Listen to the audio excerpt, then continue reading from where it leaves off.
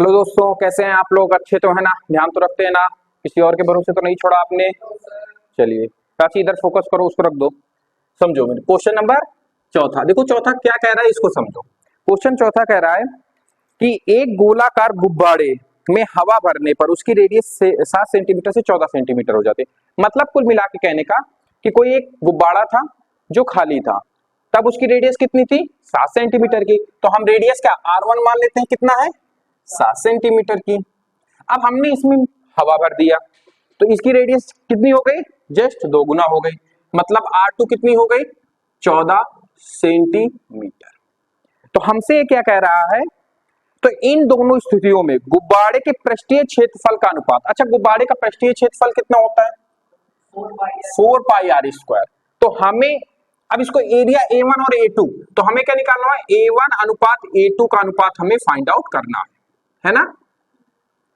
पहले का दूसरे का। अच्छा, एक बात आप गौर से समझना कि जो हमारा पृष्ठीय क्षेत्रफल होता है, समझना क्या कह रहे हैं हम, जो हमारा पृष्ठीय क्षेत्रफल होता है वो गोले की पृष्ठीय क्षेत्रफल किस पर डिपेंड करता है?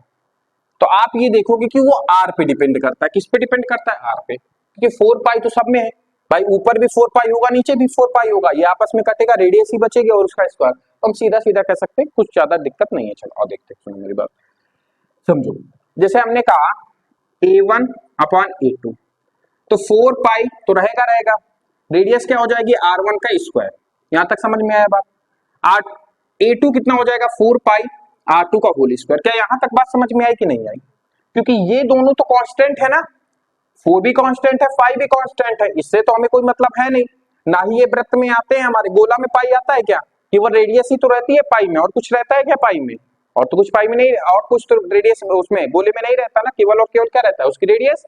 वही इंपॉर्टेंट है भाई, रेडियस से ही तो हमें डिसाइड करते हैं कि गोला छोटा है या बड़ा है, तो रेडियस ही है, समझे? तो देखो 4 पाई 4 पाई कट गया। अब बात गौर समझना, तो A1 अपॉन A2 किस पे डिपेंड कर रहा है? R1 अपॉन R2 के होल स्क्वायर पे। अब बात को समझना, यहाँ पे अलग अलग होल स्क्वायर था, मैंने इनको कंबाइंड लगा दिया, कोई गलती कर दी क्या? नहीं किया ना? आप समझना, A1 अपॉन A2 बराबर R1 कितनी है? 7 सेंटीमीटर। R2 कितना है? 14 सेंटीमीटर। इसका होल स्क्वायर। क्या यहां तक बात समझ में? काटो इसको, 7 एक कम 7, 7 दूनी 14। तो कितना आया? A1 अनुपात A2 कितना आया हमारा? 1 अनुपात 2। क्या देखो आंसर आ रहा है? तो A1 अनुपात A2 कितना आ गया? 1 अनुपात 2। कि जो भी इनका एरिया होगा, मतलब पृष्ठीय क्षेत्रफल जो भी होगा, वो 1 अनुपात 2 के अनुपात में होगा। ठीक है, समझ में आ रहा है आपको?